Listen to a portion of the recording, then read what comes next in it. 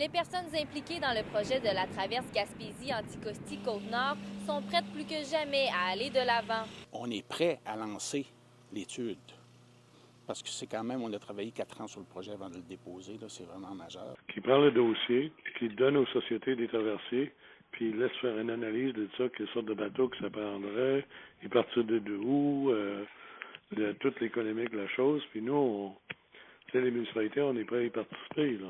Plusieurs éléments ont déjà été mis en place pour permettre le retour du service dans le golfe du Saint-Laurent. Les routes ont été faites il y a 2 ans. En marge de ça, les quais ont été reconstruits. En marge de ça, puis il va rester l'affichage, il va rester à mettre la garniture sur le village. Dans les années 90, le groupe des gagnés a tenté de rendre viable une traverse du genre, mais sans succès.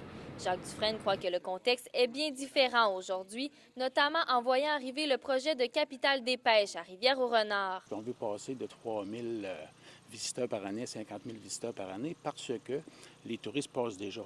Ils vont au parc Forillon, puis tout ça, ça nous amène à voir que le potentiel ici, le parc Forillon, le parc de Méganie, Anticosti, c'est des sites merveilleux.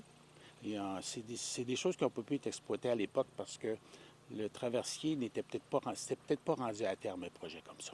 On pense être en mesure en 2020-2021 d'avoir ça, mais on aura aussi une structure de fonctionnement et de gestion adéquate au projet.